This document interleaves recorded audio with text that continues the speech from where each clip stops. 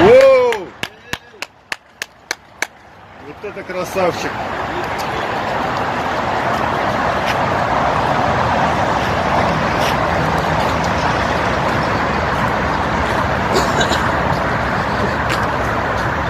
Молодец!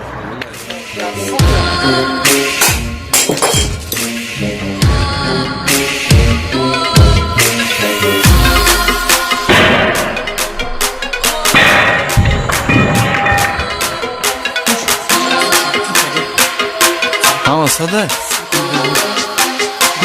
Aferin. Ya Karsak.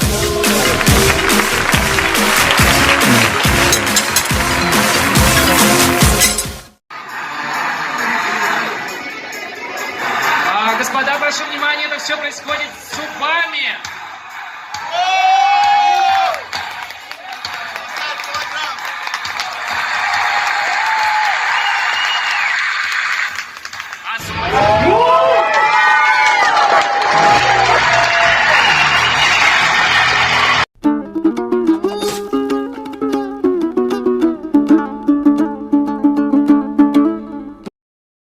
امروز ما یک مهمونی عالی جنابی دیگه با قدر دیگه داریم. اکای عزت‌الله جون. اکا سلام علیکم به شما نیز. خب چیزی بود. سلام علیکم اکا جان، خوش اومدین. خب هرچی یکی می نداره که خوشحالی که نسبت دیگرها کردیم به شما نیز همچون نکرد. برادر جان مراسیه مختار شما را میشناسیم از خاطر انمو تالنتی که استعدادی که شما دارین اکا جان، ما شما را میدونیم. شاید که نمیدونم تماشا بینان ما بدونن ندونن نمیدونم، نه که ما شما را میشناسیم. خب اکا مرحمت اگر یگان سلام رساندنی باشه مرحمت اکا جان نسبتی بچه‌ها ممکن کم تماشا میکنم بچه چی تماشا نکنم کم بیش تماشا میکنم. سلام خودتون رو میرسونید. سلام به همه مخلصان امین جان پرو و مخلصان همگی. از نام خودم عزت‌الله میرزاєв، از نام امین جان برادرم که ما امروز مهمان شدیم. خلاصه سلام ما به همه همین است که میتونن که برادر ما امین جان پرو را دستگیری کنیم و دستگیری شما پیشروی ما است.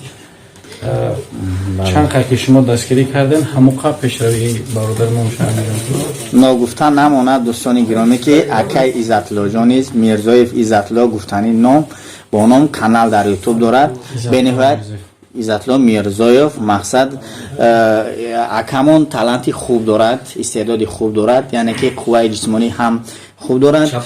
با همه جسمش خلاصه ها چپا کردن شکستن، خلاصه با دندان، با موی سر، با گردن، با دستا وزنای وزمینه مقصد هم میکشد، هم میبردارد، هم میخیلن کجان. با دندان مخصوصا تا چند کیلو را شما میتونین که بردارین با دندان. خلاصه اگر از آدمیزاد فرق نه ما طرزی که بستن آدمیزاد باشه دو نفر آدم هم میگیرم، یک نفر دو نفر هم میگیرم. دو نفر آدم فرض کردیم تا چند کیلو را باشد؟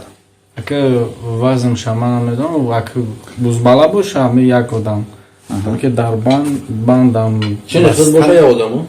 بسن برای وزن من خیلیش یک ساده حفی چه نسبت باشه سه فرض کردیم یکان تا 70-80 کیلومتر با دندان 150 کیلو را 150 کیلو را میشود که با دندان برداشته. با موی سر چیه که ما در نوارات دیدیم که مقصد با دندان با گردن با موی سر انی مقصد که میبردانیم وزنای وزمینه. موی سر بازی میدونیم که نیست پیشترک در نظر داریم. موی سر پرماسی تو چند وزنی وزمینه ماشین دیدیم که میکشین نمیدونم با گردن فکر میکنم با گردن با دندانه تو چند ماشین همیخی کشیدگین و تا چند متره؟ خلاصه آخران بار 14 ماشین کشیدم با دندانو میکشم با گردن میکشم زیاده 50 بالا 50 متر بالا برای که یه ماشین تا حرکت کردنش خودش 1 متر میشه. راست 50-60 متر. خلاصه تالنت بسیار دارم برادر جان، برای تالنت پیش رفتم کم ترک ان شاء الله حرکت کنیم میشود که جان همش خوب میشود. دوستای ما هستیم با نام میرزایف عزت‌الله اکاجان. عزت‌الله میرزایف در یوتیوب کانال دارن. میتونین شخصایی که تربیت جسمانی عموما همین خیلی سپورت ناز میدن، مخصوصا همین تالنت یکره که ماشین با دندانش میکشه. اگر شما در اینترست باشد حتما اینترست یعنی هسته بدروین تماشا کنین. حتما کانال با ما میگم پیشکی بنام بسیارا کانال شده گلانی صورت کانالم در بالا کسلایم که صفحه دارم 800 بالا پاتش کنم که نیست. یعنی بله سوء استفاده میکنن از نام برادرمان، مقصد که دیگرای شخصای نامعلوم هستیم با نام اکا کانال شدگی، نه که کانال خصوصی اکامان میرزایف عزت‌الله میرزایف و در گلاونی مقصد صورت کتای صفحه دارم بالا کسلا لوسا بعد من مردم بسیار استفاده میبرم برنامه ما کانال استفاده دارم برنامه کانال بسیار کردم کانال شخصی خصوصی صورتم کتای صفحه بالا کسلا میتونین بدرین تالنتای اکامون تماشا کنین. سلامت باشی اکا جان، مینداریم که اومدین مهمانی باشین. بویسی برادر ما امین جان تو را دستگیر بویسی فخری ما از خوش اومدین اکا.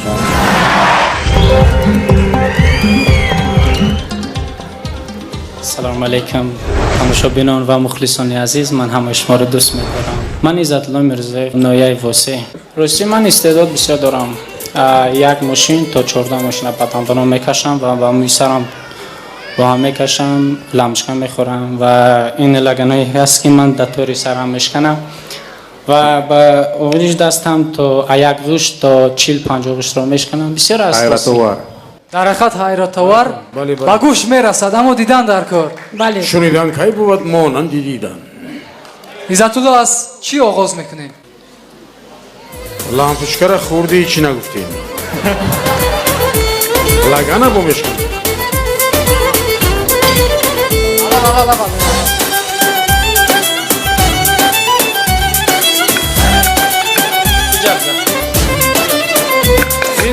لگن اوشکاشی شما میدونید؟ حقیقی است، حقیقی است. نام شما چی است؟ نه خود شما قدر بیرحم باشید همین از زده میشکنه در سری همین دیلش بلگن میسد بسر عزت‌الله نه.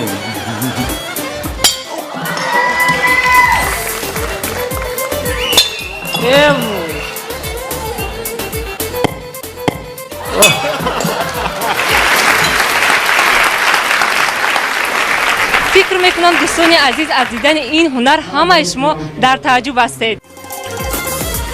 دیدن ممکن؟ بله البته. با فکرم این پاریک است در تای سر شگم چی دورم زنده. نه هیچ چیز نیست.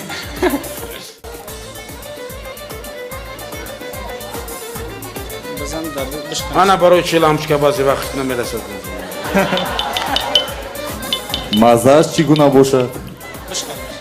خوب مرحمت عزت‌الله.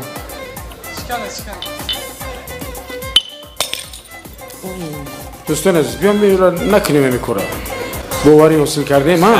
خاطر سخن شما یک ناله میخرم برای مخلص. یک ناله؟ دیدین عزت‌الله خیر از لامچه خری باز شما چی هنر داری؟ من رشد بسیار دارم. بازی چی با نشان دادن میتونی؟ با بدندانم مدام جو میکنم، با موی سرم مدام جو میکنم. بازی از یک فیلمایی که هست که برای تماشاگران نشان میدن که یعنی هنری اکتوری خود رو ها نشان میدن. محمد یک اکتوریشون نشون بله نه التماس. چرا شما نخواستید که این رو التماس. میده اون که سلامتی که برای ما ضرورتر است. شاید آینده که از استعدادهای شناخته میشن. الو لبای برادرم چی؟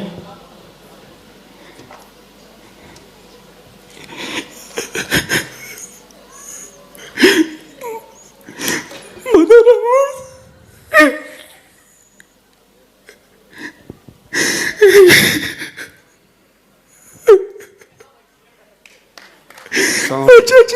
سلام باشید برادر. عزت‌الله شما با فکرم همه رو گریان کردنی هستید. مادران هیچ وقت نمیرند. عمر مادران پاینده باشد. یک قرصک برای مادران.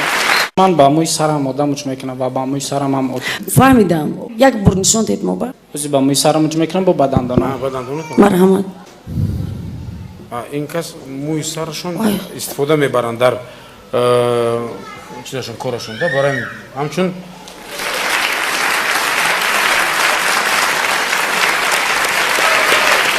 شما خودتون رو با فکرم تماما دوست نمیدارید. فکر من اون است که من به عزت الله میخوام شانس بدیم در آزمون دوم. در دور دوم. بله.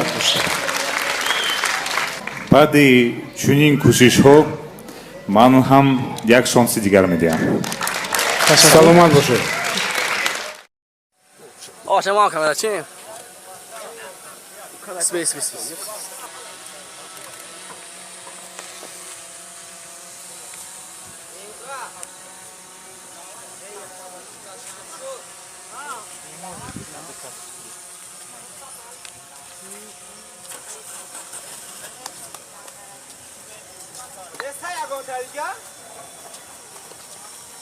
رو لایس بتوه بلاد او رو کروش کار نمیکنه کلیدش نیست. بس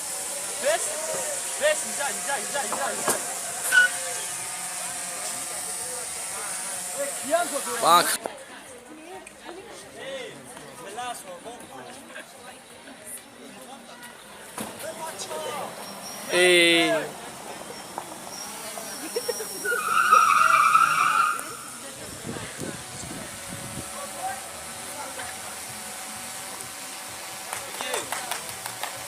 بار بگی